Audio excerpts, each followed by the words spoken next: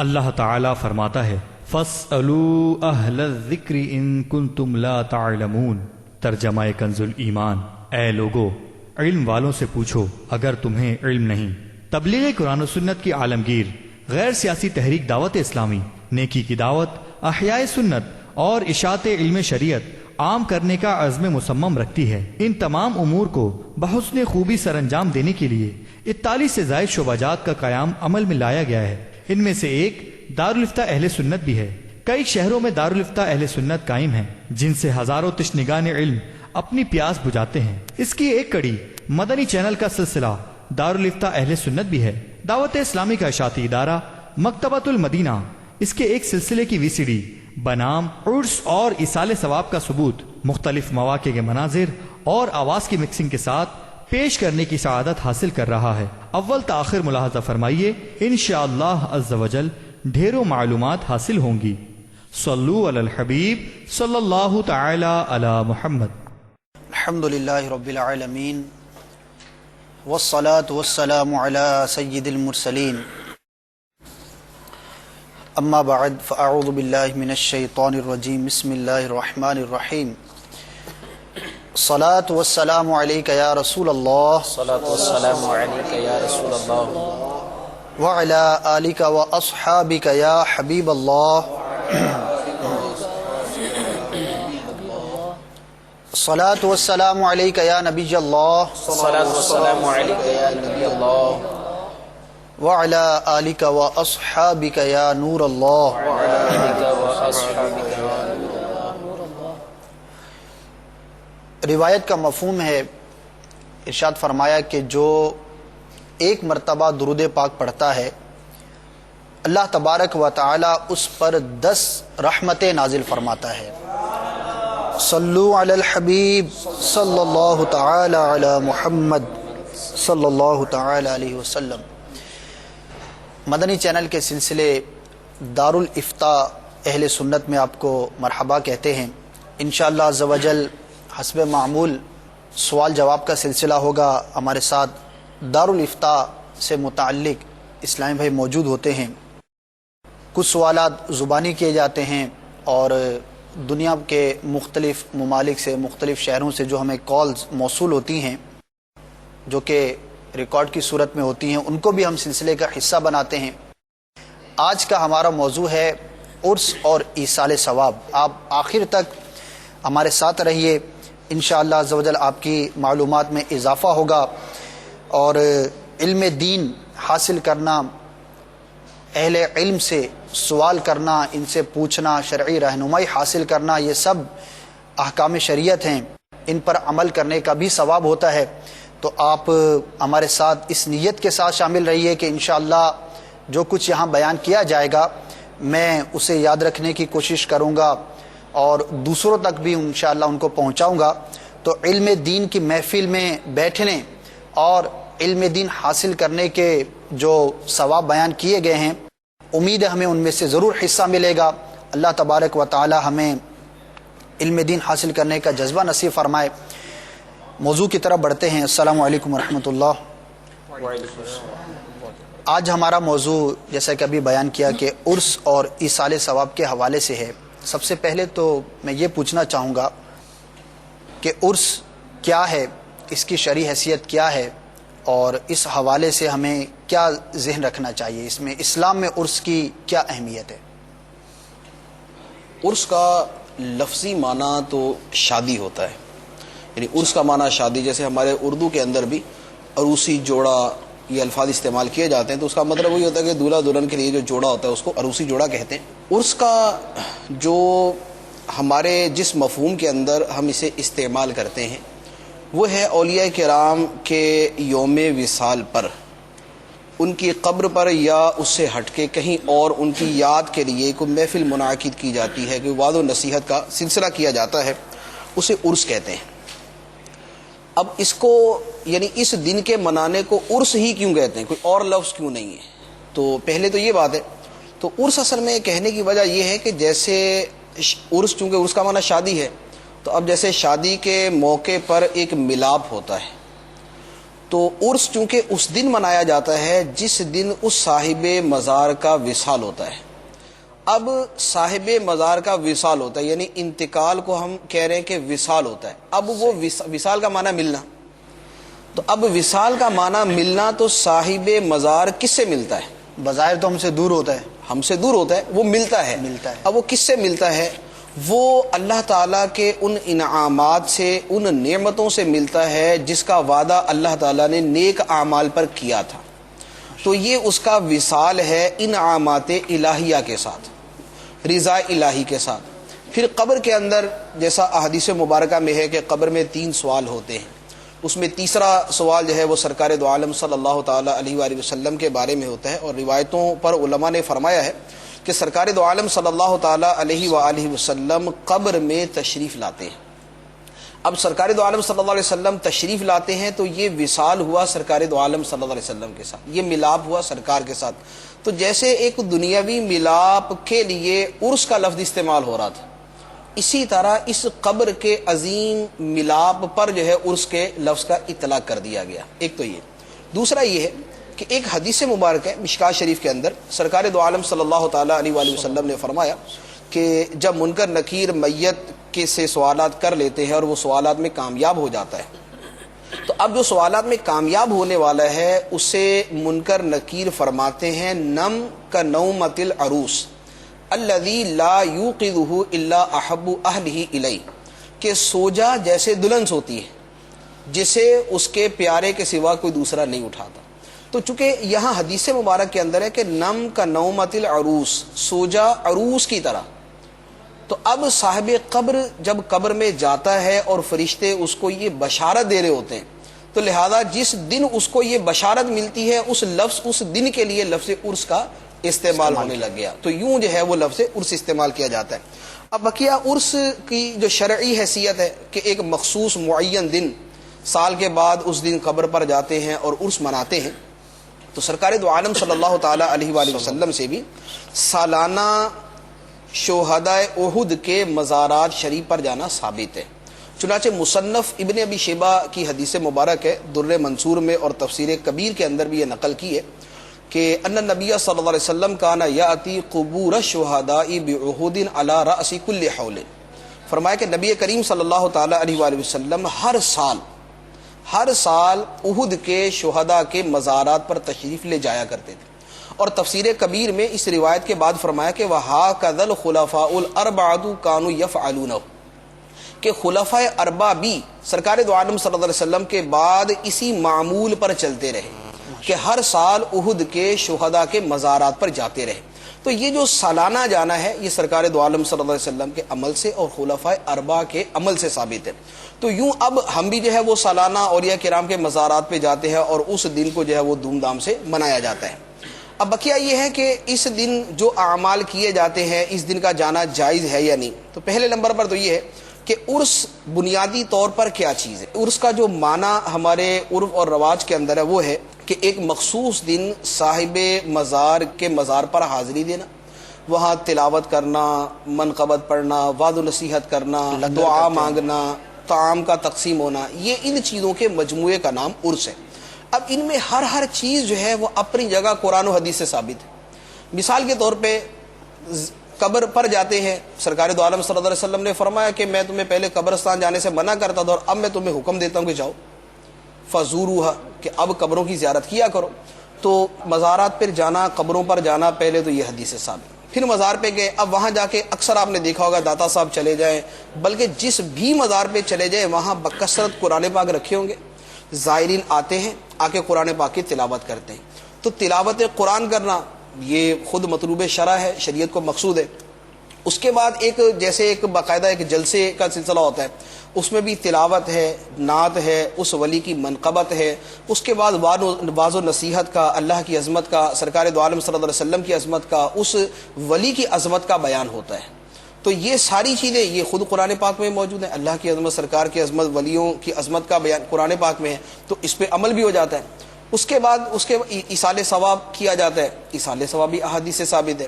پھر اس کے بعد لنگر تقسیم کیا جاتا ہے، تو مسلمان کو کھانا کھلانا بہت عظیم ثواب کا باعث ہے. سرکار صلی اللہ علیہ وسلم نے اس کا باقاعدہ حکم فرمایا کہ جو ہے وہ بھوکے کو کھانا کھلاؤ. قرآن پاک کے اندر اطعام کا لفظ جو ہے وہ بار بار وَيُطْعِمُونَ الطَّعَامَ عَلَىٰ حُبِّهِ مِسْكِينًا وَيَتِيمًا وَأَسِيرًا. تو اب جن چیزوں پر عرس مشتمل ہوتا ہے وہ تمام چیزیں جو حدود شرع کے اندر ہیں وہ تمام چیزیں فی نفسی ہی اپنی اپنی جگہ پر جائز ہیں. جب وہ ساری چیزیں جائز ہیں تو اب ان کو اگر ایک جگہ پر جمع کر دیا گیا تو اس کے اندر بھی کوئی حرج نہیں ہے. جیسے آپ اس کی مثال سمجھیں کہ یہ اختتام بخاری افتتاح بخاری کے جلسے تقریباً جو ہے وہ ہر مدرسے میں ہی ہوتے ہیں, اس کا کسی سے بھی تعلق ہو, ہر جگہ یہ جلسے ہوتے ہیں. اسی طرح یہ دستار بندی کے جلسے کے درس نظامی سے فارغ ہوئے یا حفظ سے فارغ ہوئے تو یہ جلسہ کیا جاتا ہے. اب اس میں کیا ہوتا ہے, اس میں بھی لوگ جمع ہوتے ہیں, وہ بھی سالانہ ہوتا ہے, تاریخیں وہ بھی بھی سال کے مقرر بعد ہوتی ہیں, معین اس کا دن مقرر کیا جاتا ہے, معین دن میں ہوتا ہے. ہر جو ہے وہ ہر مدرسے کا اپنا ایک دن ہوتا ہے کہ ہم جو ہے وہ رمضان میں کریں گے, ہم شوال میں کریں گے, ہم رجب میں کریں گے, ہم شعبان میں کریں گے. معین دن کرتے ہیں, لوگ بھی آتے ہیں, جمع بھی ہوتے ہیں, جلسہ بھی ہوتا ہے, تلاوت بھی ہوتی ہے, نعت بھی ہوتی ہے, بیان بھی ہوتا ہے, وعظ و نصیحت بھی کی جاتی ہے, اس کے بعد لنگر بھی تقسیم کیا جاتا ہے, کھانا بھی تقسیم کیا جاتا ہے. ان تمام چیزوں کا مجموعہ جلسہ کہلاتا ہے اور یہ جلسہ سب کرتے ہیں. تو جب جلسہ سب کرتے ہیں تو صاحب مزار کے قرب میں چلے جانا لازمی بات ہے, اس کو ناجائز تو نہیں کر دے گا. صاحب مزار کا قرب جو ہے تو اولیاء کا قرب تو باعث برکت ہوتا ہے, نہ کہ باعث حرمت ہوتا ہے کہ وہاں جانے سے چیز ہی حرام ہو جائے. تو جس طرح دیگر ساری چیزیں کی جاتی ہیں اور سب کرتے ہیں, اسی طرح یہ بھی کیا جاتا ہے. اور پھر عرس کی جو تاریخ ہے یہ بڑی قدیم ہے. سیدنا امیر حمزہ رضی اللہ تعالی عنہ کا عرس جو ہے یہ صدیوں سے چلتا آ رہا ہے. اہل مدینہ امیر حمزہ رضی اللہ تعالیٰ عنہ کا عرس مناتے تھے اور یہ صدیوں سے چلتا آ رہا ہے. اور ہو سکتا ہے کہ اہل مدینہ جو یہ کرتے آ رہے ہیں اس کا سبب وہی ہو جو پہلے حدیث بیان کی کہ ان نبی صلی اللہ علیہ وسلم کا نیاتی قبور شہداء احد علی رأس کل حول, کہ ہر سال شہداء احد کے مزارات پہ جاتے تھے. تو یہی اس کا اصل سبب یہ وسوسے کی بھی کارڈ ہو گئی کہ یہ اس زمانے کے اندر کوئی انداز اختیار کیا گیا ہے, ایسا نہیں. زیارت قبور کا انداز ہے جو بدل گیا. ہمارے زمانے کے اندر علم دین پڑھنے کا انداز بن گیا مدرسہ. سرکار دو عالم صلی اللہ علیہ وسلم کے زمانے میں مدرسے نہیں تھے, لوگ آتے تھے, مسائل پوچھتے تھے, سرکار علیہ السلام واز کرتے تھے. یہی علم دین کے حصول کا یہی طریقہ تھا. وہ انداز ہمارے ہاں ایک مینج کر دیا گیا کہ اس کا ایک سسٹم بنا دیا گیا اور اس کے مطابق مدرسے چلنا شروع ہو گئے. ایصال ثواب, دعا, فاتحہ, اطعام طعام, کھانا کھلانا, زیارت قبور کے لیے جانا, یہ سب چیزیں متفرق طور پر سرکار دو عالم صلی اللہ علیہ وسلم کے زمانے میں موجود تھی. جب علم دین متفرق موجود تھا اور اس کو مینج کر کے مدرسہ بنا دیا اور وہ سارے ہی چلا رہے ہیں, تو جو چیزیں سرکار علیہ السلام کے زمانے میں متفرق تھی ان کو جمع کر کے ان کا عرس کی شکل کے اندر اگر ان کو جمع کر دیا گیا تو اس کے اندر بھی کوئی حرج. صحیح, ماشاءاللہ, بہت وضاحت کے ساتھ آپ نے عرس کی تاریخ کے حوالے سے بھی ارشاد فرما دیا اور اس کے معنی اور مفہوم کے حوالے سے بھی. میں امید کرتا ہوں کہ مدنی چینل کے ناظرین نے جو یہ گفتگو ہوئی اس سے بہت کچھ سیکھا ہوگا اور بہت سو کے وسوسے کی کاٹ بھی ہو گئی ہوگی اور معلومات میں بھی اضافہ ہوا ہوگا. تو اللہ تبارک و تعالی ہمیں آراس بزرگان دین میں شرکت کی توفیق عطا فرمائے. بہت مبارک کام ہے, یہ کرنا چاہیے. حضور, اسی سے متعلق عرس, اس میں ایصال ثواب کیا جاتا ہے, نہ صرف عرس پر بلکہ مسلمانوں میں رائج ہے کہ جب بھی کسی کا انتقال ہوتا ہے تو ایصال ثواب کی ترکیب ہوتی ہے. تو یہ سوال بعض اوقات پیدا ہوتا ہے کہ یہ ایصال ثواب جو ہم کرتے ہیں فوت شدہ کو, اس کی کیا اصل ہے؟ کیا یہ قرآن و حدیث سے ثابت ہے؟ دیکھیے, ایصال ثواب کا معنی ثواب پہنچانا, عمل کیا اور اپنے عمل کا ثواب دوسرے تک پہنچا دیا جائے. آدمی کے عمل کا ثواب دوسرے کو پہنچتا ہے, دوسرے کو فائدہ پہنچتا ہے. ہم دعا مانگتے ہیں ربنا اغفر لی ولوالدی وللمؤمنین یوم یقوم الحساب. اب ہم دعا مانگ رہے, دعا عمل تو ہمارا ہے, ہمارا عمل ہے, لیکن اس کا فائدہ دوسروں کو پہنچ رہا ہے. قرآن پاک کے اندر دوسری جگہ ہے ربنا اغفر لنا ولاخواننا الذین سبقونا بالایمان, کہ اے اللہ ہمیں بخش دے اور ہمارے جو ہم سے جو پہلے ایمان لے ان کو بخش دے. تو اپنے عمل کا فائدہ دوسرے کو پہنچانا یہ تو قرآن پاک سے ثابت ہے. اب بطور خاص جس کو ایصال ثواب کہتے ہیں کہ ہم کوئی عمل کریں اور ہم یہ کہیں کہ میں اپنے عمل کا ثواب دوسرے کو پہنچا رہا ہوں, یوں باقاعدہ کہا جائے تو یہ بھی احادیث مبارکہ سے ثابت ہے. بخاری شریف کی حدیث مبارک ہے, حضرت عائشہ رضی اللہ تعالی عنہا سے مروی ہے, سرکار دو عالم صلی اللہ تعالی علیہ وآلہ وسلم کی بارگاہ میں ایک صحابی حاضر ہوئے اور انہوں نے عرض کیا کہ ان امی افتلتت, کہ میری والدہ کا انتقال ہو گیا. وَأَزُّ بولتی. تو اب صحابی سوال کرتے ہیں کہ اَيَنْفَعُهَا إِن تَصَدَّقْتُ عَنْهَا, اگر میں ان کی طرف سے صدقہ کروں تو انہیں نفع ہوگا؟ سرکار دو عالم صلی اللہ علیہ وسلم نے فرمایا نعم، ہاں انہیں نفع ہوگا۔ ایک دوسری روایت کے اندر یہی صحابی حضرت سعد بن عبادہ رضی اللہ تعالیٰ عنہ سرکار دو عالم صلی اللہ علیہ وسلم کی بارگاہ میں آئے اور انہوں نے آ کے دوبارہ وہی سوال عرض کیا کہ میری والدہ کا انتقال ہو گیا، تو فَأَيُّ الصَّدَقَةِ افضل، کون سا صدقہ ہے جو میں ان کی طرف سے کروں تو اس میں زیادہ ثواب ملے گا؟ سرکار دو عالم صلی اللہ علیہ وسلم نے فرمایا الماء، پانی اگر ان کی طرف سے صدقہ کرو، یعنی کنواں وغیرہ کھود دو تو اس کا ثواب ان کو زیادہ ہوگا۔ تو اب حدیث مبارک کے الفاظ ہیں کہ فَحَفَرَ بِئْرًا، انہوں نے کنواں کھودا، وَقَالَ هَذِهِ لِأُمِّ سَعْدٍ، اور کہا کہ یہ کنواں سعد کی ماں کے لیے ہے۔ اب وہ کنواں سعد کی ماں کے لیے کیا مطلب؟ پانی تو نہیں پہنچے گا، اس کنویں کا ثواب سعد کی ماں کے لیے ہے۔ تو یوں عمل کرنے کے بعد اس عمل کا ثواب کسی دوسرے کو پہنچا دینا یہ جائز ہے، اور یہ احادیث مبارکہ سے ثابت ہے۔ ایک سوال یہ پیدا ہوتا ہے کہ عرس کی آپ نے اصل کے حوالے سے بیان فرمایا، اس کی شرعی حیثیت تو واضح ہو گئی، لیکن فی زمانہ جہاں پر آراء سے بزرگان دین ہوتے ہیں، دیکھا گیا ہے کہ بعض ایسے افعال بھی نظر آتے ہیں جو کہ شرعاً درست نہیں ہیں۔ تو جب عرس کے اندر ایسے افعال شامل ہو گئے تو کیا اب عرس میں جانے کی اجازت ہوگی، اور کیا یہ ثواب کا کام ہوگا؟ دیکھیں، پہلے نمبر پر تو یہ ذہن میں رکھیے کہ ہر عرس میں ایسا نہیں ہوتا۔ یہ ایک وہ ہے، یعنی اس کو کہنے کے لابنگ ہے یا ایک سازش ہے کہ ایک عرس کے بارے میں مشہور کر دیا کہ وہاں پر بہت ساری برائیاں ہوتی ہیں۔ ہر عرس کے اوپر ایسا نہیں ہوتا۔ ہم نے خود دیکھا ہے، محدث اعظم پاکستان مولانا سردار احمد رحمۃ اللہ علیہ کا عرس ہوتا ہے، بریلی شریف کے اندر امام اہل سنت مجدد دین و ملت اعلیٰ حضرت رضی اللہ تعالیٰ عنہ کا عرس ہوتا ہے۔ وہ عرس کیا ہے؟ اس عرس کا مجموعہ کیا ہوتا ہے کہ وہ تلاوت سے شروع ہوتا ہے، نعت ہوتی ہے، منقبت ہوتی، اس کے بعد علماء کے بیانات شروع ہوتے ہیں، ماشاءاللہ، اور وہ تقریباً 10 15 20 30 کے قریب وہ 2-3 دن کے اندر بیانات ہوتے ہیں، اور جب وہ یعنی کھانے کا ٹائم ہوتا ہے اس کے بعد وہ لنگر جو ہے وہ تقسیم ہو جاتا ہے، اور یوں جو ہے اس عرس کا اختتام ہوتا ہے۔ تو اس طرح کے بہت سے عرس ہیں کہ جہاں پر خلاف شرع کوئی چیز نہیں ہوتی، ٹھیک ہے۔ اب دوسری بات کہ بعض جگہ پر عرس کے اندر بہت ساری خرابیاں آ چکی ہیں کہ عورتیں بھی وہاں پر جاتی ہیں، مرد و عورتوں کا اختلاط ہوتا ہے، اس طرح ڈھول بجائے جاتے ہیں یا خلاف شرع رسومات کی جاتی ہیں، اس طرح کی جو چیزیں ہیں۔ تو اس کا یہ ہے کہ ہماری زندگی کی وہ کون سی چیز ہے کہ جہاں خرابیاں داخل نہیں ہو چکی؟ شادی ہوتی ہے، شادی کے اندر کیا عرس کے برابر خرابیاں ہیں یا اس سے زیادہ ہیں؟ کہیں زیادہ ہے۔ شادی تو مجموعہ خرافات بنی ہوئی ہے نا، کہ وہ تو جہاں سے شروع ہوتی ہے وہاں سے جو بے پردگی اور ڈھول اور ڈانس اور ناچ گانا، بے حیائی اور نہ جانے کیا کیا ہوتا ہے، بلکہ نکاح تو بعد میں، پہلے منگنی سے ہی کیا اول سلسلہ تا شروع ہو آخر جاتا ہے۔ اس کے اندر خرابیاں ہیں۔ تو اب کیا مطلب کہ نکاح کرنا بند کر دیں؟ اسی طریقے سے ہمارے ہاں یہ میت ہوتی ہے، میت کے اندر عورتیں جس انداز میں روتی ہیں جو شرعاً نوحہ کہلاتا ہے، نوحہ کرنا شرعاً حرام ہے۔ اب عورتیں جو ہے وہ یعنی نوحہ کر رہی ہیں، تو کیا کسی کے گھر میں میت ہو جائے تو وہاں پر جانا نہیں چاہیے؟ نہ جائے گا، بھی نوحہ آنا، لہذا کوئی مرے جیے جو مردی ہو ہم نے اس کے گھر پہ نہیں جانا۔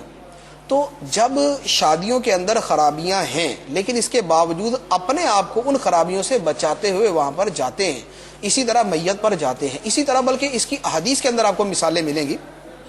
مسلمان خانہ کعبہ کا طواف کرتے تھے، عمرہ کرتے تھے، جب کہ فتح مکہ نہ ہوا تھا۔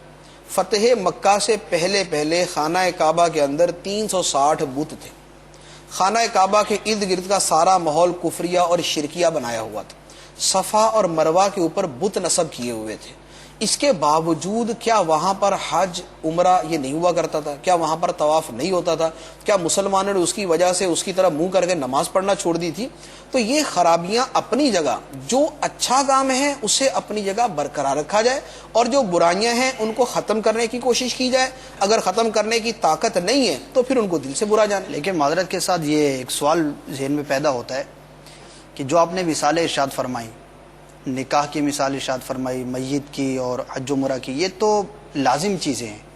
چلو اب وہاں پہ تو ہم نے ذہن بنا لے کہ تو ظاہر ہے کہ میت ہوئی ہے تو اس کو دفنانا ہی ہے، نکاح بھی ایک ضرورت شرعی ہے، کرنا ہی ہے۔ عرس کیا ایسی کوئی ضروری شے ہے کہ ہم اگر ان خرابیوں کی وجہ سے عرس نہ کریں تو عرس کرنا کوئی ایسا فرض واجب یا کوئی ایسا اس کا حکم تو نہیں ہے کہ ہم وہ کریں اور پھر اس کے اندر خرابیاں بھی جہاں جہاں پائی، جہاں ٹھیک ہے جہاں پہ نہیں ہے خرابیاں وہاں کریں، جہاں اس کو دور کرنا ممکن نہیں ہے تو وہاں پہ پھر کیا کرنا ضروری ہے؟ دیکھیں، بیس جو ہے نا، بیس یہ نہیں ہے کہ یہ کرنا ضروری ہے اور اس کے اندر خرابی آ چکی ہے۔ بیس اصل میں یہ ہے کہ یہ کام کرنا جائز ہے، اس جائز کام کے اندر غلط چیزیں جو ہے وہ داخل ہو چکی ہیں، تو اب اس جائز کام کو کیا جا سکتا ہے یا نہیں؟ تو مسئلہ یہ ہے کہ جائز کے ساتھ اگر ناجائز چیزیں مل گئیں اور آدمی ان ناجائز چیزوں سے بچ کر وہ جائز کام کر سکتا ہے تو وہ کرنا چاہیے یا نہیں؟ تو لہذا جو آپس میں ملایا جائے گا نا وہ جائز اور ناجائز کو ملایا جائے گا. ورنہ مثال کے طور پہ ہم 20 چیزیں لینے جو ہے وہ بازار جاتے ہیں، بازار جانا واجب تو نہیں ہے، بازار کے اندر خرابیاں بھی ہیں. تو جب بازار جانا واجب نہیں ہے اور بازار کے اندر خرابیاں بھی ہیں لیکن چونکہ جانا جائز ہے، اب خرابیاں اپنی جگہ ہے، ہم اپنی ایک دنیاوی ضرورتوں کے لیے جاتے ہیں. ورنہ کیا ہے، آدمی کے لیے آسان ہے کہ مثال کے طور پہ بالکل صبح کے وقت میں چلا جائے جب یہ خرابیاں نہ پائی جائیں، یا رات کو اتنی تاخیر کے ساتھ جائے کہ وہاں پر خرابیاں نہ ہوں، یا یہ ہے کہ کسی دوسرے کو ہی ہمیشہ جائے وہ بیچ دیا کرے، خود نہ جائے. تو اس طرح کی بہت ساری چیزیں، تو وہاں پر ہم یہ نہیں کہیں گے کہ چونکہ یہ لازم نہیں تھا لہذا بازار جانا ہی ناجائز ہو گیا. تو جیسے یہاں پر بھی جائز کے اندر ناجائز چیزیں جمع ہوئیں اور وہ جائز کام غلط نہیں ہو گیا، تو اسی طریقے سے عرس ہے. اور عرس جو ہے وہ بازار جانے کی بنسبت تو بہرحال بہتر ہے کہ یہاں زیارت قبور مطلوب شرع ہے، تلاوت قرآن مطلوب شرع ہے، اور دعا مانگنا مطلوب شرع ہے، کھانا کھلانا مطلوب شرع ہے، اولیاء کو یاد کرنا مطلوب شرع ہے، مسلمانوں کا جمع ہونا مطلوب شرع ہے.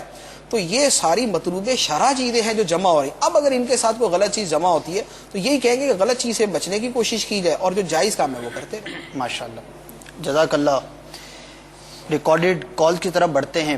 پہلی کال سنا دیں، دیکھتے ہیں کیا سوال ہے. صلو علی الحبیب صلی اللہ تعالی علی محمد صلی اللہ. السلام علیکم. سال ثواب کا صحیح طریقہ کیا ہے؟ قرآن اور سنت کی روشنی میں وضاحت کر دیں. جمشید بھائی کی ایک کال تھی مرکز الاولیاء لاہور سے کہ ایصال ثواب کا کرنے کا کیا طریقہ ہونا چاہیے. ایصال ثواب کے بارے میں تفصیل سے کلام جو ہے مدنی چینل کے ناظرین سماعت کر چکے ہیں. المختصر یہ ہے کہ تمام بدنی عبادت اور مالی عبادت جن میں نماز، روزہ، حج، اسی طرح قربانی، صدقات، فقراء کو کھانا کھلانا، تمام اس طرح کے افعال جو بھی کر سکتے ہوں، یہ سب جو ہے افعال قرآن و حدیث سے جو ہے وہ ثابت ہیں. کسی کے لیے نماز پڑھنا، کسی کے لیے صدقہ کرنا، اور اسی طرح خود قربانی کرنا کسی کے ایصال ثواب کے لیے، حج کرنا. نبی کریم صلی اللہ تعالیٰ علیہ وآلہ وسلم کی بارگاہ میں عرض کیا گیا، یا رسول اللہ صلی اللہ علیہ وسلم، ہم مردوں کی طرف سے صدقہ کرتے ہیں اور ان کی طرف سے حج کرتے ہیں، ان کے لیے دعا کرتے ہیں، کیا یہ ان کو پہنچتا ہے؟ تو آقا دو جہاں صلی اللہ تعالیٰ علیہ وآلہ وسلم نے ارشاد فرمایا کہ بے شک یہ ان کو پہنچتا ہے اور وہ اس سے خوش ہوتے ہیں. اور فرمایا کتنا خوش ہوتے ہیں؟ ایسا خوش ہوتے ہیں جیسا کہ تمہارے پاس کوئی ہدیہ، کوئی تحفتاً چیز بھیجی جاتی ہے، جس طرح تم اس تحفے کو دے کر خوش ہوتے ہو اسی طرح وہ بھی اس سے خوش ہوتے ہیں. اور اس حدیث پاک میں حج کا بھی ذکر ہوا اور صدقے کا بھی ہوا، دعا کا بھی ہوا. ایک اور حدیث میں ارشاد فرمایا سرکار صلی اللہ علیہ وسلم نے کہ جو اپنے والدین کی طرف سے حج کرے گا تو ان کی طرف سے تو حج ادا ہوگا، یعنی ان کو ثواب ملے گا، اور کرنے والے کو اللہ تعالیٰ 10 حج کا ثواب عطا فرمائے گا. ماشاءاللہ.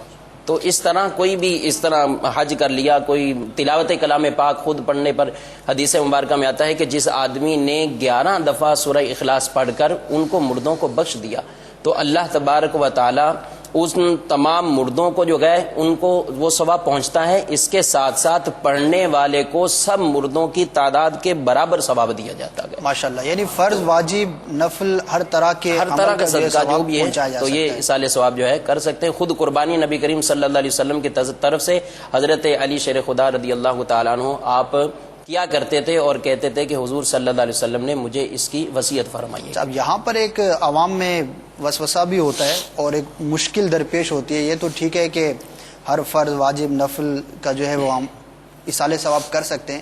اب ان کو الفاظ نہیں آتے کہ ہم کیا الفاظ اختیار کریں گے ایصال ثواب کرنا. اگر کچھ اس کے بارے میں وضاحت اصل میں یہ تو اپنے دل کا ایک ارادہ ہے، دل کی نیت ہے کہ جس کے لیے وہ نیت کر لیں گے کہ میں اپنے والد کے لیے یہ کام کیا یا والد کو میں نے یہ ایصال کر دیا تو انشاءاللہ اس کا جو ہے وہ ثواب پہنچ جائے گا. لیکن نیت سے بھی ثواب پہنچ جائے گا. نیت سے ہی پہنچ جائے گا انشاءاللہ. لیکن مختصر یہ کہ لوگ چونکہ عموماً فاتحہ میں جہاں شرکت کرتے ہیں تو وہاں کے علماء ائمہ جو ہے ایک طویل دعا مانگتے ہیں، تو وہ بھی بہت بہتر طریقہ ہے کہ آدمی سب سے پہلے اس عمل کا ثواب سرکار صلی اللہ علیہ وسلم کی بارگاہ میں پیش کرے. حضور علیہ السلام کے وسیلے سے تمام انبیاء کرام علیہم السلام، ازواج مطہرات، صحابہ کرام، صحابیات، اولیاء صالحین، جمیع مومنین مومنات، مسلمین مسلمات کے ارواح کو پہنچا کر بالخصوص اپنے اس مرحوم کو یاد کریں، انشاءاللہ سب کو ثواب. ماشاءاللہ، جزاک اللہ. آپ نے وضاحت فرمائی ایصال ثواب کی مختلف صورتوں کے حوالے سے. آگے بھی ہمارے پاس سوالات ہیں، انشاءاللہ وقتاً جیسے کالز آئیں گی تو اس کو ہم شامل کریں گے. میرے مدنی چینل کے ناظرین کی بارگاہ میں عرض ہے کہ شیخ طریقت امیر اہل سنت دامت برکاتہم العالیہ کی مایہ ناز تصنیف نماز کے احکام، یہ ضخیم کتاب ہے. اس میں 12 رسالے ہیں اور ایک پورا رسالہ فاتحہ کا طریقہ، اس کا نام ہی یہی ہے، فاتحہ کا طریقہ. یہ کتاب حاصل کریں اور اس رسالے کو آپ پڑھیں تو انشاءاللہ عزوجل آپ کو فاتحہ کا طریقہ لکھا ہوا وہاں پر مل جائے گا. بلکہ یہ جو مروجہ ہمارا انداز ہے کہ چند صورتیں پڑھتے ہیں، پھر اس کے بعد کچھ آیات پڑھی جاتی ہیں اور پھر وہ الفاظ ادا کیے جاتے ہیں، تو یہ تمام مروجہ جو ہمارا طریقہ ہے وہ بھی اس کے اندر لکھا ہوا ہے. تو اس کے لیے آپ کو ضروری نہیں کہ کسی کو بلائیں اور اس سے جو ہے وہ گزارش کریں. اگر کسی عالم کو بلا رہے ہیں، امام صاحب کو بلا رہے ہیں تو بہت اچھی بات ہے، انشاءاللہ اس کا بھی ثواب ملے گا. لیکن اگر آپ خود کرنا چاہتے ہیں تو یہ طریقہ آپ پڑھ لیں اور اس کے مطابق آپ عمل کر لیں، انشاءاللہ آپ کے لیے بہت زیادہ آسانی ہوگی. مکتبۃ المدینہ جو کہ دعوت اسلامی کا اشاعتی ادارہ ہے، یہاں سے آپ کو یہ کتاب مل سکتی ہے. اور اگر مدنی چینل کے ناظرین میں کچھ ایسے ہیں کہ جن کے لیے مکتبۃ المدینہ تک رسائی ممکن نہیں تو گھبرائیں نہیں، آپ دعوت اسلامی کے ویب سائٹ www.dawatislami.net وزٹ کریں. وہاں پر لائبریری ہے، لائبریری میں انشاءاللہ آپ کو نماز کے احکام نامی کتاب مل جائے گی، اور نہ صرف اردو میں بلکہ انگلش میں بھی اس کی ٹرانسلیشن کی جا چکی ہے. تو وہ ناظرین کہ جو انگلش میں حاصل کرنا چاہتے ہیں، کسی ایسے شخص کو جانتے ہیں کہ جو اردو پڑھنا نہیں جانتا، فقط انگلش جانتا ہے، آپ یہ حاصل کر کے اس کو بھی تحفتاً دیجئے. انشاءاللہ عز و جل آپ کے لیے بھی ثواب جاریہ کا سلسلہ ہوگا. اگلی کال کی طرف بڑھتے ہیں، اگلی کال سنا دیجئے. صلو علی الحبیب صلی اللہ تعالی علی محمد. السلام علیکم حضور، میرا سوال یہ ہے کہ آج کل ایصال ثواب کے لیے اعتراض ہوتے ہیں کہ ایصال ثواب 11ویں وغیرہ نہیں کرو، لیکن اس کے ثبوت بھی ہیں، لیکن بہتر ہوگا کہ آپ مزید وضاحت فرما دیں. ایصال ثواب کے حوالے سے تو کافی ہماری گفتگو ہو چکی، اور سائل کے سوال سے لگ رہا ہے کہ یہ پوچھنا چاہ رہے ہیں کہ 11ویں 12ویں وغیرہ کے حوالے سے جو یہ مخصوص یہ ایصال ثواب جو کیا جاتا ہے، اس کے بارے میں جو لوگ اعتراض کرتے ہیں ان کو کیا جواب دیں؟ اصل میں 11ویں شریف جو ہے یہ بھی ایصال ثواب کی ہی ایک لڑی، ایک شاخ ہے. بلکہ اس کو آسانی سے یوں سمجھ لیں کہ ایصال ثواب یہ اصل اور جڑ کی حیثیت رکھتا ہے، اور باقی اس کی جو ہے مختلف شاخیں ہیں. اس میں ہمارے جب کسی کا میت ہو جاتی ہے اس میں سوئم 40واں 10واں برسی جو بھی فاتحہ اس کے لیے دلائی جائیں، یا کوئی بزرگان دین کے لیے جو نیاز کرتے ہیں جیسے 11ویں شریف ہوگی، عرس اعلیٰ حضرت پر جو ہے نیاز کر دی، تو اس طرح کی جو بھی ہیں تو یہ ساری اس کی مختلف شاخیں ہیں. تو اصل جب قرآن و حدیث سے ثابت ہے تو لہذا ان پر کوئی قسم کا جو ہے کوئی اعتراض نہیں بن سکتا.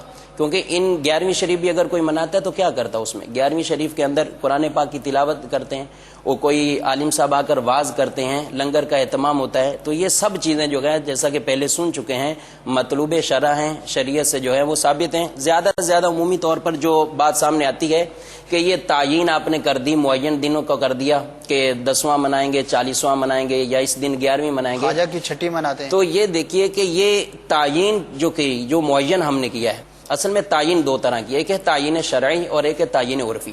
تعین شرعی یہ ہے کہ کسی چیز کو شریعت نے اس کا وقت مقرر کر دیا ہو، خاص کر دیا ہو.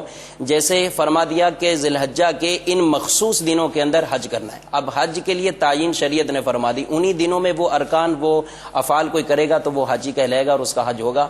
اسی طرح قربانی کے لیے مخصوص دن کر دی کہ یہ قربانی ان مخصوص دنوں کے اندر، 3 دنوں کے اندر، ایام نہر کے اندر جو ہے ہو سکتی ہے.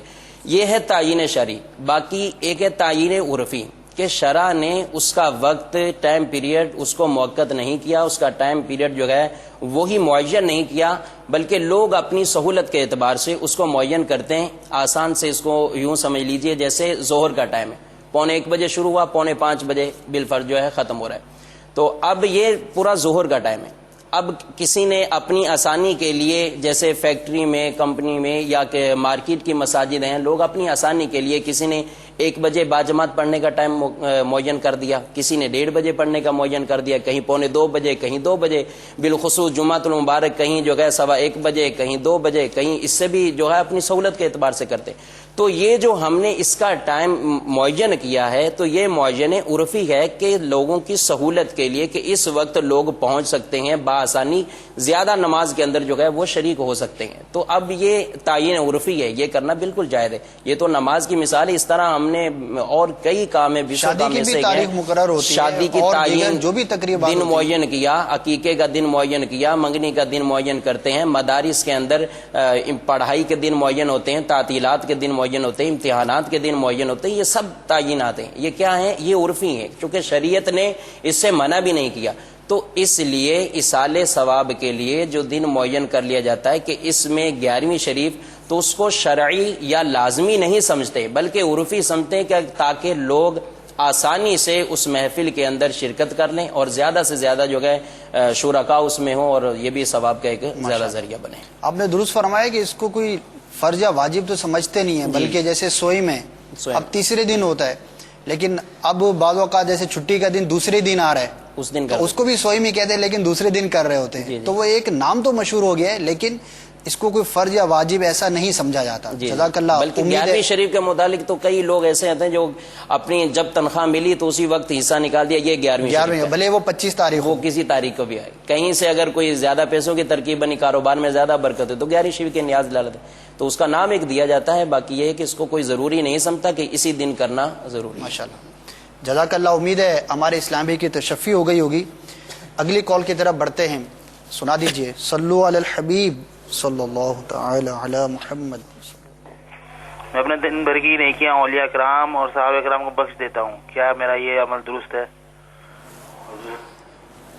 زندگی بھر کی نیکیاں اولیاء کرام کے نام کر دیتا ہوں. سائل یہ پوچھ رہے ہیں تو کیا یہ کرنا میرا درست ہے؟ اصل ان کی اصالہ ثواب ہی ہے، تو جب اصل جائز ہے تو اگر یہ اپنے دن بھر کی نیکیاں اولیاء کرام یا صحابہ کرام علیہم الرضوان کو بخش دیتے ہیں تو ان کا یہ عمل شرعاً جائز ہے، اس میں شرعاً کوئی حرج نہیں ہے. جزاک اللہ. صلو علی الحبیب صلی اللہ تعالی علی محمد.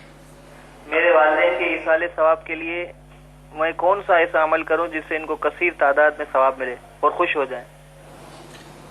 ماشاءاللہ سائل بہت باسعادت ہیں کہ والدین کے ایصال ثواب کے لیے سوچ رہے ہیں. یہ بھی اللہ تبارک و تعالیٰ کا کرم ہے کہ جن کی اولاد ان کے لیے ایصال ثواب کا ذہن رکھتی ہے.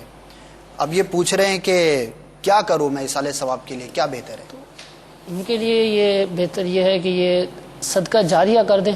اب اس کی صورت ہے یہ ہے کہ جو ان کے لیے آسان ہو لیکن ہو بھی صدقہ جاریہ، مثلا مسجد و مدرسہ تعمیر کر دیں.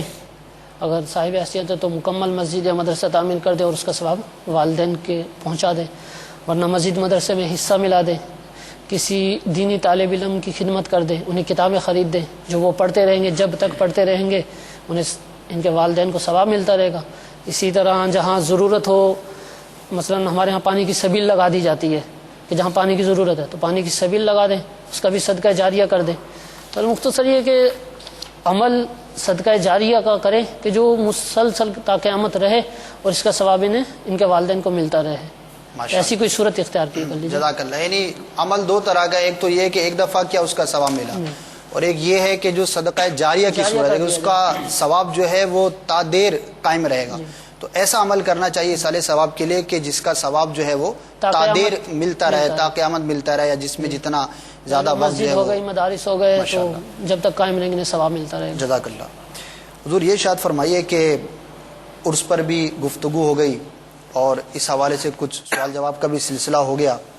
اب اولیاء کرام کے مزار پر حاضری کا کسی کا ذہن ہے، اب وہ کیا طریقہ ہو، بہترین طریقہ کہ کسی ولی کے مزار پر میں حاضری دوں؟ چادریں بھی ہر ایک اپنا طریقہ ہوتا ہے، کوئی چادر لے کے جاتا ہے، کوئی بغیر چادر کے جاتا ہے، تو کچھ اس حوالے سے ہماری رہنمائی فرما دیجیے. دیکھیں، مزار پہ حاضری کا جو طریقہ ہے علماء کرام نے تحریر کیا ہے. صدر الشریعہ مولانا امجد علی آدمی رحمۃ اللہ علیہ نے بہار شریعت کے اندر اس کا طریقہ لکھا ہے. اس کا خلاصہ یہ ہے کہ کسی بھی ولی کے مزار پر جانے کا طریقہ یہ ہے کہ اس کے قدموں کی طرف سے حاضری دے، قدموں کی طرف سے جائے اور پھر اس کے چہرے کی طرف یعنی قبلے کی طرف آ جائے، کہ قبلے کو پیٹھ ہوگی اور اس کے جو ہے وہ چہرے کی طرف جو ہے وہ اس کا جو ہے وہ زائر کا منہ ہوگا.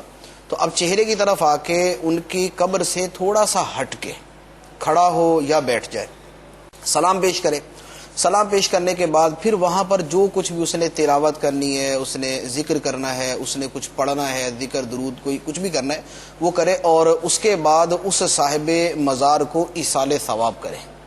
اور اب اس کے بعد اگر اپنی کوئی حاجت پیش کرنی ہے تو اس کا بھی سب سے احسن طریقہ یہ ہے کہ چونکہ ایک ولی کا قرب ہے، اللہ تعالیٰ کی برکتیں وہاں پر نازل ہوتی ہیں اور خود اولیاء کرام جو ہیں اللہ تبارک و تعالی جو ہے وہ ان کی دعائیں قبول فرماتا ہے. تو اس ولی کے وسیلے سے اللہ تعالیٰ کی بارگاہ میں عرض کرے کہ اے اللہ، جس ولی کی بارگاہ میں میں حاضر ہوں اس کے صدقے میرا فلاں مسئلہ حل فرما دے، میری فلاں حاجت پوری کر دے.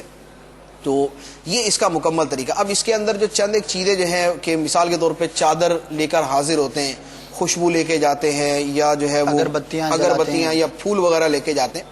تو اس میں یہ ہے کہ مزار شریف پہ چادر چڑھانا، پھول چڑھانا تو خیر احادیث مبارک سے اس کی اصل موجود ہے کہ قبر پر کوئی بھی تر اس طرح کی نباتات والی چیز اگر رکھی تو جب تک وہ تر رہے گی اللہ تعالیٰ کی تسبیح کرے گی تو برکت رحمت نازل ہوتی رہے گی.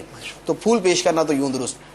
بقیہ اگربتیاں جلانا، اگربتیوں کے اندر ادب یہ ہے کہ اگربتیاں جو ہیں یہ قبر کے بعین ہی اوپر جلانا منع ہے. صحیح، کیونکہ قبر اگربتیوں سے دھواں نکلتا ہے. تو اب قبر کے اوپر جو ہے اگربتی جلائی اور دھواں نکل رہا ہے تو ایک بدشگونی کا جو ہے نا وہ ایک یعنی وہ علامت بنتی ہے کہ یہ معاذ اللہ کو دھواں نکل رہا ہے، آگ کا دھواں نکل رہا ہے. تو اس لیے قبر کے اوپر جو ہے اگربتی نہ جلائی جائے. ہاں تھوڑا سا ہٹ کے ہو اور اس میں نیت صاحب قبر کو خوشبو پہنچانے کی نہ ہو کہ اس کو جو خوشبو پہنچ رہی ہے اس کا مقابل ہی کوئی نہیں. صحیح. اور دوسرا اس کو اس خوشبو کا نہ کوئی فائدہ نہ کوئی اثر. ہاں جو وہاں پر زائرین حاضری دیتے ہیں تو خوشبو جو ہے ان کی طبیعت میں فرحت پیدا کرے گی اور انہیں خوشی ہوگی. تو ان کی نیت سے اگر اگربتیاں وہاں قریب کے اندر جلا لیتا ہے تو اس کے اندر حرج نہیں. بقیہ چادر چڑھانا، مزار پہ جانے پر چادر چڑھانا کوئی ضروری نہیں ہے. ٹھیک ہے، اگر چادر چڑھا دیا تو اچھی بات ہے. اور اس میں نیت کیا ہوتی ہے؟ چادر چڑھانے میں اصل میں دو پہلو ہوتے ہیں. ایک تو یہ ہوتا ہے کہ آپ کبھی کسی قبرستان میں جائیں، اب وہاں پر اگر 1000 قبریں اور کسی ایک قبر کے اوپر چادر چڑھی ہوئی ہے نا تو آپ پہلے وہیں پر جائیں گے. آپ کہیں یار یہ کوئی بندہ جو ہے نا یہ وہ نیک صالح بندہ ہے تو اس کی قبر پہ حاضری دے لو. تو اس کا مطلب یہ ہوا کہ چادر چڑھانا اصل میں ایک علامت ہے، انفرادیت پیدا کرنا ہے، ایک انفرادیت پیدا کرتا ہے، ایک علامت ہے کہ یہ بندہ صالحین میں سے ہے، اللہ تعالیٰ کے مقبول بندوں میں سے. تو اب یہ پہچان ہے. تو پہچان کے لیے تو ہمارے ہاں جو ہے وہ پورے روڈ کے اوپر کراچی سے لے کر پشاور چلے جائیں تو ہر روڈ پہ لگا ہوتا ہے 32 کلومیٹر 732 کلومیٹر. تو ایک علامت ہے، یہ لگانا جائز ہے، اس کے اندر کیا حرج ہے؟ یہ تو جائز ہے. دوسرا اس کے اندر پہلو ہوتا ہے قبر کے اوپر یہ جو چادر چڑھانے کا کہ اس میں اس ولی کی تعظیم ہے. جو چادر چڑھانے والا اس سے آپ پوچھ لیں کہ آپ کیوں چڑھا رہے ہیں، دوسرے پہ کیوں نہیں چڑھا، وہ یہی کہے گا کہ بھئی ان کی تعظیم کے طور پہ چڑھایا جا رہا. اب تعظیم جو ہے وہ اس قبر کی نہیں، اس صاحب قبر کی اصل میں تعظیم ہے. تو صاحب قبر جب ولی ہے، نیک بندہ ہے، اس کی تعظیم کرنا خود جو ہے وہ شریعت نے فرمایا کہ نیک بندوں کی تعظیم کی جائے. تو یہ چادر چڑھانا ایک پہچان کے لیے، ایک صاحب قبر کی تعظیم کے لیے ہوتا ہے. اب جتنی مرضی چادریں چڑھائے، اب ہمارے یہاں تو یہ نا ایک چڑھائی چلو اب علامت کے لیے کافی تھی، اب دوسری تیسری چوتھی تو ڈھیر لگا ہوا ہوتا ہے. اصل میں یوں ہوتا ہے چادریں ویسے تو خیر جتنی جو ہے نا وہ بقدر کفایت ہی جو ہے نا وہ ہونی چاہیے، لیکن یہ جو بہت ساری چڑھاتے ہیں نا اس میں بھی کوئی حکمت ہوتی ہے. وہ کیا ہوتا ہے؟ جیسے داتا صاحب رحمۃ اللہ علیہ دیکھا ہوگا، وہاں چادریں چڑھا رہے ہیں، کافی ساری ہوتی ہیں.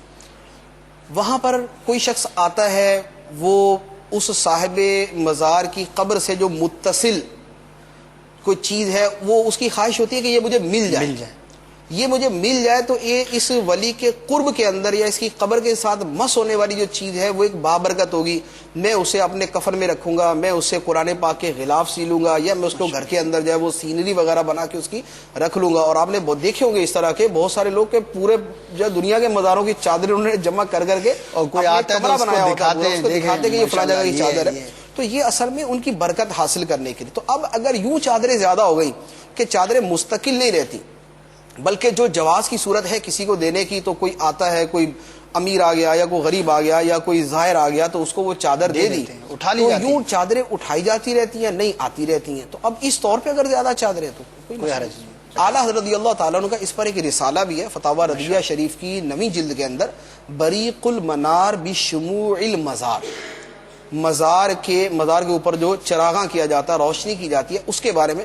تو اس میں یہ چادریں چڑھانے کا مسئلہ بھی اس میں کافی تفصیل سے بیان کیا گیا. ماشاءاللہ، جزاک اللہ. اگلی کال کی طرف بڑھتے ہیں. السلام علیکم حضور، میرا سوال یہ ہے کہ میں حضرت داتا علی حجویری کے مزار مبارک پر حاضر ہوا تھا، تو یہاں جو لوگ ہیں آتے ہیں چادریں چڑھاتے ہیں، مگر ان میں ادب نہیں ہوتا. وہاں مزار پر جو لوگ آتے ہیں وہ ہندوانہ رسمیں ادا کرتے ہیں، جس طرح وہ باجے بجاتے ہیں بہت زور زور سے، ان میں نشے کی حالت میں بھی لوگ ہوتے ہیں. تو مزار پر طالب علم بھی ہوتے ہیں اور لوگ عبادت بھی کرتے ہیں، تو کیا یہ ٹھیک طریقہ ہے؟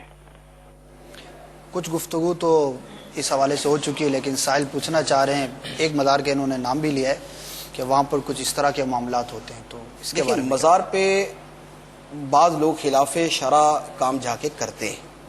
اب اس میں جو یہ خلاف شرع کام کرنے والے ہیں، اصل میں تو انہی کو سمجھایا جائے گا. مزار کے اوپر جو جاتے ہیں اس میں جو سب سے پہلی چیز ہے وہ کیا ہے؟ وہ جو سرکار دو عالم صلی اللہ تعالیٰ علیہ وسلم نے فرمایا کہ خبردار، میں تمہیں زیارت قبور سے منع کرتا تھا لیکن اب تم جایا کرو. اب اس کے آخر میں جو اس کا سبب بیان کیا نا کہ قبرستان کیوں جایا کرو، وہ فرمایا کہ فَإِنَّهَا تُذَكِّرُ الْمَوْتِ، کہ قبریں جو ہیں یہ موت کی یاد دلاتی ہیں، کہ خواہ عام آدمی ہے یا اللہ کا ولی ہے، موت بہرحال حق ہے، وہ ہر ایک کو آنی ہے. تو قبر پر، مزار پہ یا قبرستان جانے کے اندر ایک بنیادی نیت حدیث کی روح سے موت کی یاد ہونی چاہیے. جب مزار پہ جانے کے اندر ایک نیت یہ بھی ہے کہ موت آنی ہے اور موت کی فکر، تو اب موت کی فکر جو ہے وہ خلاف شرع کاموں کو روکے گی یا اس کو بڑھائے گی. تو اصل میں یہ ہوتا ہے کہ نیت جو ہے وہ اس کے اندر یہ مستحضر نہیں ہوتی، نیت حاضر نہیں ہوتی. ایک بات. دوسرا یہ ہے کہ جو مزارات پہ جانے والے ہیں ان کو یہ سوچنا چاہیے، اللہ تبارک و تعالیٰ نے ہمیں حکم دیا کہ کونوا مع الصادقین، سچوں کے ساتھ ہو جاؤ. ہم ہر نماز کے اندر یہ دعا مانگتے ہیں، اہدنا الصراط المستقیم صراط الذین انعمت علیہم، اے اللہ ہمیں سیدھے راستے کی ہدایت فرما، راستہ ان لوگوں کا جن پر تو نے انعام فرمایا. تو گویا جس صاحب مزار کی بارگاہ میں ہم حاضر ہیں، ہم اس کے طریقے پر چلنے کی اللہ کی بارگاہ میں دعا مانگتے ہیں. ٹھیک ہے. قرآن پاک کے اندر واتبع سبیل من اناب الیہ، پیروی کر اس کی جو میری طرف رجوع کرنے والا ہے، جو میری طرف چلنے والا ہے. تو کسی ولی کی بارگاہ میں ہم جا رہے ہیں، اب وہ ولی تو ساری زندگی اللہ تعالیٰ کی اطاعت میں، بندگی میں، شریعت پر استقامت میں، اپنے ظاہر و باطن کی اصلاح کے اندر وہ رہا، اور اس کی قبر پر جانے والا ان تمام کاموں کے برخلاف کرے، تو گویا کسی کے گھر کے اندر موجود ہے اور ہر کام وہ کرنے کے جو صاحب خانہ کو ناپسند ہے. کسی آدمی نے ہمیں اپنے گھر دعوت دی ہے اور جو چیزیں اس کو ناپسند ہے اس کے گھر میں جا کے وہی کر رہے ہیں. اس کے گھر کے اندر اس کو صفائی پسند ہے، اس کے گھر میں جا کے گند مچا دی ہے.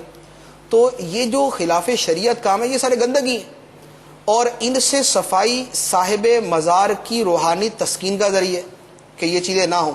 اب یہ ان کے مزار پہ جو حاضری ہے یہ گویا ان کے گھر کے اندر حاضری، اور ان کے گھر کے اندر جا کے گند مچانا یہ کہاں کی عقل مندی ہے. تو جب کسی بھی صاحب مزار کی بارگاہ میں حاضر ہو تو وہاں پر خلاف شریعت کاموں سے زیادہ اجتناب کرنا چاہیے، کہ کسی کی قرب کے اندر جیسے برکت بڑھ جاتی ہے اسی طریقے سے وہاں غلط کام کرنے کی قباحت بھی بڑھ جاتی ہے. ایک آدمی چوری کرتا ہے، اب وہ ایک آدمی جو ہے وہ چوری کر رہا ہے، ایک عام چوری ہے، اور وہی آدمی مسجد میں جا کے چوری کرتا ہے. ایک آدمی جیب تراشتا ہے کسی بازار کے اندر اور دوسرا آدمی جیب تراشتا ہے کسی مسجد کے اندر جا کے. تو مسجد کے اندر جو جا کے جیب تراشے گا، چوری کرے گا، لازمی بات ہے اس کی قباحت بڑھ گئی. تو اسی طرح صاحب مزار کی بارگاہ میں جا کے جب برکت بڑھ جاتی ہے، روحانیت بڑھ جاتی ہے، تو وہاں پر اگر خلاف شرع کام کریں گے تو اس کی وجہ اس کی قباحت اور اس کی خباثت بھی بڑھ جائے گی. تو یہ تو جانے والوں کو چاہیے کہ وہاں ان چیزوں سے اجتناب کریں. ایسی گفتگو کے دوران ایک سوال ذہن میں آیا کہ بعض لوگوں کو کہتے ہوئے بھی سنا ہے کہ آپ تو اولیاء کرام کے تصرف کے قائل ہیں، جب یہ وہاں جاتے ہیں مانگتے ہیں ان سے، اور اس طرح کے کاموں کے لیے بھی عرض کیا جاتا ہے کہ ہمارا یہ کام بنا دے، یہ کام بنا دے. تو جب آپ ان کو یہ سمجھتے ہیں اور ان سے آپ یوں بھی مدد مانگتے ہیں اور اولیاء کرام کو یہ سب کام ناپسند بھی ہیں، تو وہ اپنے تصرف سے اپنے بالکل قریب ہونے والے ان غیر شرعی کاموں کو ختم کیوں نہیں کر دیتے؟ ان کے لیے تکلیف دہ بھی ہے، جیسے کہ آپ نے بھی فرمایا کہ جو صاحب خانہ کو کام پسند نہیں وہاں جا کر کیا جائے اس کے لیے زیادہ تکلیف دہ ہوگا۔ تو جب اولیاء کرام کے تصرفات بھی ہیں، اللہ تبارک و تعالیٰ نے انہیں بڑا مقام مرتبہ عطا فرمایا، بڑی کرامات بھی ہیں، ان کے دنیا سے جانے کے بعد بھی کرامات کا ظہور ہوتا ہے اور لوگوں کے کام ہوتے بھی ہیں، تو پھر ایسا تصرف یہ کیوں نہیں ظاہر ہوتا کہ یہ غیر شرعی کام بالکل ختم ہو جائے؟ اگر یہ وسوسہ آتا ہو تو اصل میں کوئی زیادہ ہی جاہلانہ سوال ہے۔ تو مسئلہ یہ ہے کہ مسجد اللہ کا گھر ہے، چوری مسجد کے اندر بھی ہوتی ہے، مسجد اللہ کا گھر ہے، خلاف شرع کا مسجد کے اندر بھی ہوتے ہیں، مسجد کے اندر بھی برائیاں کی جاتی ہیں، خانہ کعبہ کے اندر بھی بت رکھے گئے تھے، صفا مروہ کے اوپر بھی بت رکھے گئے تھے، وہاں پر تو حج ہوتا تھا۔ انبیاء کرام علیہم الصلوۃ والسلام اللہ کے محبوب ترین بندے ہیں، ان کو شہید کیا جاتا تھا۔ اولیاء کرام اللہ کے مقبول بندے ہیں، ان کو شہید کیا جاتا رہا، کیے جاتے ہیں اور کیے جاتے رہیں گے۔ اسی طرح مجاہدین جو جہاد کے لیے جاتے ہیں وہ اللہ کی راہ میں جاتے ہیں۔ اب وہ جو اللہ کی راہ میں گیا وہ تو مر گیا، اور جو اللہ کی راہ کے مخالف آیا ہوا تھا وہ بچ کے نکل گیا۔ مسلمانوں کو شکست بھی ہوتی ہے، تو جب یہ اللہ کے لیے گئے اور اللہ تعالیٰ نے جو ہے وہ ان کو نہ بچایا تو اس کا یہ مطلب نہیں کہ معاذ اللہ اللہ تعالیٰ مدد نہیں کر سکتا، یہ اس طرح کی کوئی بات نہیں ہے۔ اصل یہ ہے کہ امور تکوینیہ کائنات کے اندر جو کچھ ہو رہا ہے اللہ تعالیٰ کا ایک نظام ہے، ایک امور تشریعیہ ہوتے ہیں، ایک امور تکوینیہ ہوتے ہیں۔ امور تشریعیہ یہ ہے کہ جو شریعت کے کام ہیں ان کے اوپر بیان کیا جاتا ہے، سمجھایا جاتا ہے، اس طرح کی ساری چیزیں ہوتی ہیں۔ جو امور تکوینیہ ہے، کائنات کا نظام ہے، وہ اللہ تبارک و تعالی وہ جس انداز میں چلاتا ہے وہ اس انداز میں چل رہا ہے۔ تو اب امور تکوینیہ کی چیزوں کو لے کر اس طرح نہیں کیا جاتا کہ بھی اگر اللہ تعالیٰ یہ اگر فلاں یہ کر سکتا ہے تو یہ کیوں نہیں کرتا۔ غزوہ بدر کے اندر فرشتے اترے، احد میں کیوں نہیں اترے، خندق کے اندر کیوں نہیں اترے، غزوہ حنین میں اترے اور بہت ساری جنگوں میں نہیں اترے۔ تو اب کیا کریں گے، جہاں نہیں اترے وہاں کہیں گے بھی جب وہاں اترے تو یہاں کیوں نہیں اترے، اور اگر یہاں نہیں اترے تو پھر وہاں بھی نہیں اترے۔ تو ایسی بات نہیں ہے، تصرفات اور اختیارات اپنی جگہ ہوتے، کسی جگہ اس کو استعمال کیا جاتا ہے، کسی جگہ نہیں کیا جاتا۔ جزاک اللہ۔ امید ہے بوسوں کے وسوسوں کی کاٹ ہوئی ہوگی، تو ہمیں اولیاء کرام کے مزارات پر حاضری دیتے رہنا چاہیے اور اس طرح کے وسوسوں کا شکار نہیں ہونا چاہیے۔ اللہ تبارک و تعالیٰ میں عمل کی توفیق عطا فرمائے۔ حضور یہ ارشاد فرمائیے کہ بعض لوگ یہ کہتے ہیں کہ سفر کے مہینے میں عرس نہیں کرنا چاہیے، چلو بقیہ 11 مہینے میں تو کریں لیکن سفر میں عرس نہیں کرنا چاہیے، یہ کیا درست ہے؟ سفر میں کیوں نہیں کرنا چاہیے؟ عرس منانا ایصال ثواب ہے، جیسا کہ اور سفر میں ہی اگر کسی بزرگ کا وصال ہوا ہے تو اس کے خاص یوم وصال کو عرس منانا یہ بالکل جائز ہے، درست ہے۔ سفر کے مہینے میں بھی برسوں سے عرس ہوتے ہیں، سرکار اعلی حضرت امام اہل سنت کا عرس جو ہے وہ سالوں سے منایا جا رہا ہے، اور اس کے ساتھ داتا علی حجویری رحمۃ اللہ تعالیٰ علیہ وہ تو کئی سالوں سے جو ہے منایا جاتا ہے، اور علماء کی ایک تعداد ہوتی ہے جو وہاں پہ بعض و نصیحت بیانات کرتے ہیں۔ ایک یہ شاید ذہن میں اس طرح آیا ہو کہ بعض لوگوں نے جیسے سفر کے بارے میں اور باتیں پھیلائی نا، سفر میں شادی نہیں کر سکتے، سفر میں نیا کام نہ کوئی شروع کریں، سفر میں کہیں سفر بھی نہ کریں، کہیں جائیں بھی نہیں۔ تو اس طرح کی جو باتیں سفر المظفر کے مہینے کے بارے میں مشہور ہیں، لوگ سمجھتے ہیں کہ بعض تو اتنا جاہلانہ عقیدہ ہے کہ منحوس کہتے ہیں مہینے کو، بعض سمجھتے ہیں کہ اس میں بلائیں اترتی ہیں، تو یہ سب چیزیں جو ہیں وہ غیر شرعی ہیں، غلط عقیدے ہیں لوگوں کے، اس کی اصلاح ہونی چاہیے، درستی ہونی چاہیے، کیونکہ سفر کے مہینے میں نہ عرس منانے کی کوئی ممانعت ہے، نہ شادی بیاہ کرنے کی کوئی ممانعت ہے، اور نہ ہی اس بارے میں یہ عقیدہ رکھنا چاہیے کہ سفر میں بلائیں اترتی ہیں یا اس میں کوئی کسی طرح کا منحوس اس کو کہا جائے۔ مہینے سب اللہ کے ہیں، قرآن پاک میں اللہ تعالیٰ نے ارشاد فرمایا ان عدت الشہور عند اللہ الاثنا عشر شہرا فی کتاب اللہ یوم خلق السماوات والارض، کہ یہ مہینوں کی تعداد اللہ کے نزدیک 12 ہیں، کب سے؟ جب سے اللہ تعالیٰ نے آسمان اور زمین کو پیدا فرمایا، تو سب اللہ کے پیدا کیوں میں، اللہ کے بنائے ہوئے، تو کسی بھی مہینے کے بارے میں یہ تصور رکھنا یہ شرعی نقطہ نظر سے بالکل جو ہے غلط عقیدہ ہے۔ جزاک اللہ۔ اگلا کال سنائیے۔ صلو علی الحبیب صلی اللہ تعالی علی محمد صلی اللہ علیہ وسلم۔ السلام علیکم، میرا سوال یہ ہے کیا جو لوگ زندہ ہیں ان کے لیے ایصال ثواب کر سکتے ہیں یا نہیں، اور ہم مزار کو چوم سکتے ہیں یا نہیں؟ جی حضور۔ کہ جو لوگ زندہ، عموماً یہ بھی سمجھا جاتا ہے کہ زندہ کو ایصال ثواب کریں گے لوگ ہنسیں گے، کہ تو بعض سمجھتے ہوں کہ شاید ہوتا بھی نہیں ہے، تو زندہ کو بھی ایصال ثواب پہنچانا ہے، اس کو فائدہ پہنچانا ہے. جس طرح ہم نے میت کو کوئی چیز بخش دی، اس طرح زندہ کے لیے بھی اگر کوئی نیک عمل کر کے اس کا ثواب ان کو ایصال کر دیتے ہیں تو یہ درست ہے. خود نبی کریم صلی اللہ تعالی علیہ وآلہ وسلم نے قربانی پہ مینڈا ذبح فرمایا اور آپ نے اس کے بعد دعا مانگی، اللہم تقبل من محمد و آل محمد و من امت محمد، کہ اس کو محمد صلی اللہ علیہ وسلم، آل محمد اور امت محمد صلی اللہ علیہ وسلم سے قبول فرما لے. تو یعنی اس کا ثواب جو ہے امت محمدیہ کے لیے، تو یہ سب پوری امت جو ہے بعد میں زندہ ہی ہے، ان کو بھی حضور صلی اللہ علیہ وسلم. اور اس کے علاوہ ایک اور حدیث مبارکہ ہے، حضرت ابو ہریرہ رضی اللہ تعالیٰ عنہ، آپ نے ارشاد فرمایا کہ کچھ لوگ جا رہے تھے حج کے لیے، تو آپ ارشاد فرمایا کہ تم میں سے کون ایسا ہے کہ جو میرا یہ ضامن بنے، مسجد اشعار میں جا کر وہاں پر 2 یا 4 رکعتیں پڑھے اور وہ پڑھنے کے بعد کہ حاضی لی ابی ہریرہ، کہ یہ ابو ہریرہ کے لیے، یعنی ابو ہریرہ کے ایصال ثواب کے لیے. اصل میں اس مسجد کی فضیلت بیان کی. حدیث میں ارشاد فرمایا، حضرت ابو ہریرہ کہتے ہیں کہ میں نے اپنے محبوب صلی اللہ علیہ وسلم سے یہ بات سنی کہ حضور علیہ السلام نے فرمایا کہ مسجد اشعار سے قیامت کے دن اللہ تعالیٰ کچھ شہداء ایسے اٹھائے گا کہ شہداء بدر کے ساتھ ان کے علاوہ اور کوئی نہیں ہوگا. تو آپ نے اس لحاظ سے کہ اس کی یہ فضیلت ہے کہ اس میں وہ لوگ اٹھائے جائیں گے کہ جن کو شہداء بدر کے ساتھ کھڑا کیا جائے گا، تو آپ نے فرمایا اس مسجد میں میرے لیے کوئی جا کے نماز پڑھے. تو آپ زندہ تھے اور اپنے لیے یہ کہا آپ نے. تو یہ کسی کو زندہ کو بھی ایصال ثواب کرنا یہ بالکل درست ہے. باقی ہمارے حافظ اویس صاحب نے یہ سوال کیا کہ مزار کو چوم سکتے ہیں کہ نہیں. تو مزار کو چومنے کے بارے میں علماء کا اختلاف ہے. بعض اجازت دیتے ہیں، بعض اس کی ممانعت کرتے ہیں. تو بہتر یہی ہے، سرکار اعلی حضرت علیہ رحمہ آپ نے بھی اسی کو فرمایا ہے کہ نہ چوما جائے. بہتر یہ ہے کہ اسی پہ عمل کیا جائے. اور پہلے آپ تفصیل سے حاضری کا طریقہ سن ہی چکے ہیں کہ قبر سے اتنی دور فاتحہ وغیرہ پڑھی جائے. جزاک اللہ خیرہ. مدنی چینل کے ناظرین، موضوع بہت دلچسپ ہے. بہرحال ظاہر ہے کہ وقت ختم ہوا چاہتا ہے، ہم اختتام کی طرف چلتے ہیں.